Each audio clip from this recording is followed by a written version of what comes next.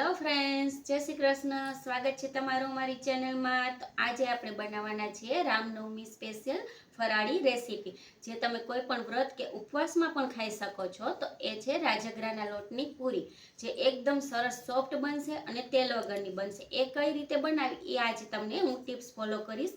ઘણા લોકોને પૂરી તેલવાળી થઈ જતી હોય, કડક થઈ જતી હોય છે, તો એ ન બને એ ટિપ્સ સાથે આજે આપણે બનાવીશું ફરાળી રાજગરાના લોટની પૂરી.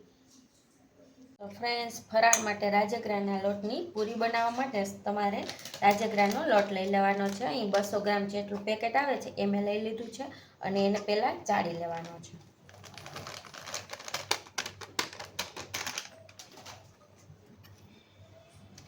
સરસ આંખમાં આવી રીતે ચાળી લેશું, ત્યારબાદ આપણે લોટ બાંધીશું. જો ફ્રેન્ડ્સ, આપણે લોટને ચાળી લીધો છે. હવે સૌથી પહેલાં આપણે એમાં મરી પાવડર એડ કરવાના છીએ. અડધી ટીસ્પૂન જેટલો એડ કરી દઈશું. પછી આ ફરાળી મીઠું છે, સિંધાલું મીઠું, એ એડ કરી દઈશું ટેસ્ટ મુજબ. ને હળદર પાવડર એડ કરીશું અડધી ટીસ્પૂન જેટલો. જો તમે ફરાળમાં ખાતા હોય તો યુઝ કરવો, નહીંતર સ્કીપ કરી દેવું. ને તીખાશ થોડીક આવે એના માટે લાલ મરચું પાવડર લીધું છે, એ પણ અડધી ટીસ્પૂન જેટલું. તો તમે જે ફરાળમાં ન લેતા હોય એ તમારે એડ નહીં કરવાનું. હવે મોણ માટે આપણે એમાં તેલ નાખવાનું છે. અહીં સિંગ તેલ મેં લીધેલું છે. આપણે મોણ એકદમ વધારે પણ નથી લેવાનું અને ઓછું પણ નથી લેવાનું. એટલે 1 ટેબલ સ્પૂન જેટલું જ મેં અહીં તેલ લીધું છે. અને હવે સરસ પૂરી આપણી સોફ્ટ થાય, ફૂલેલી થાય, એના માટે અહીં એક બાફેલું બટેટું નાનું લઈ લીધું છે. એને મેશ કરીને આપણે એમાં એડ કરી દઈશું. આ રીતે હાથેથી જ મેશ કરી દઈશું, તોય પણ સરસ મિક્સ થઈ જશે. આપણે લોટ જ બાંધવાનો છે ને. હવે આ બધું સરસ પહેલાં મિક્સ કરી લઈએ આપણે. ત્યારબાદ પાણીથી આપણે મીડિયમ સોફ્ટ લોટ બાંધવાનો છે. જો આ સરસ રીતે મિક્સ થઈ જાય ને, ત્યારબાદ પાણી નાખવાનું. હવે થોડું થોડું પાણી નાખતા જઈ મીડિયમ સોફ્ટ લોટ બનાવીશું, જે આગળ હું તમને બતાવું. જો ફ્રેન્ડ્સ, મેં લોટ બાંધી લીધો છે. હવે થોડુંક તેલ નાખી દેશું. સરસ આ રીતે કરી લેશું અને આ લોટને આપણે 5 મિનિટ માટે રેસ્ટ આપીશું. ત્યાં સુધીમાં આપણે તેલ ગરમ કરવા મૂકી દઈશું. આ રીતે 5 મિનિટ રેસ્ટ આપીશું.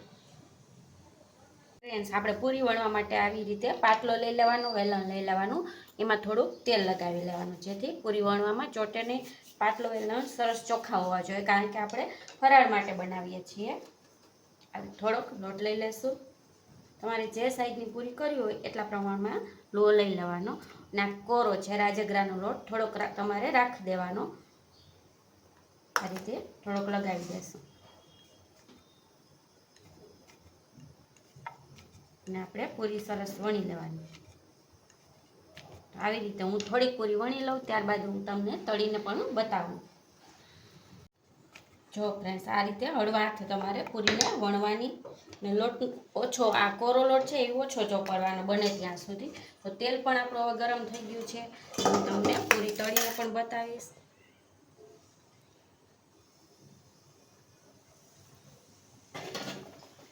જો આ રીતે ગેસની ફ્લેમ મીડિયમ રાખવાની. તેલને પહેલાં એકદમ ગરમ કરી લેવાની. સરસ ફૂલી ગઈ ને. તો ઘણા લોકોને પૂરી બનાવી તો સહેલી છે, પણ ક્યારેક તેલવાળી બને છે, કડક બની જાય છે. એ ન બને એ મારી ટિપ્સ ફોલો કરશો ને તો સરસ આવી જ ફૂલેલી ફૂલેલી બનશે. ત્યારબાદ હું બતાવીશ, જરા પણ તેલવાળી પણ નથી બનતી.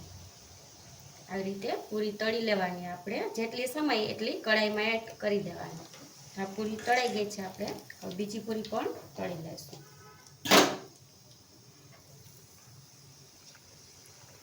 આ રીતે બધી જ પૂરીને તળી લેશું.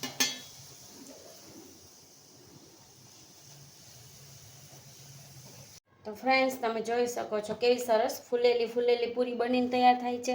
જરા પણ તેલવાળી નથી. જો, અને એકદમ સોફ્ટ, કડક પણ નહીં બને. તો તમે મારી આ રીતથી પૂરી બનાવવાનું ફોલો કરશો ને તો તમારી પૂરી પણ એકદમ સરસ આવી જ બનશે. તો વિડીયોને લાઈક અને શેર કરી દેજો ગમ્યો હોય તો, ને ચેનલને સબસ્ક્રાઈબ કરજો. અને આ પૂરી ગમે તે વ્રતમાં તમે ખાઈ શકો છો. તો ફરી મળીશું નવા વિડીયોમાં. Thank you.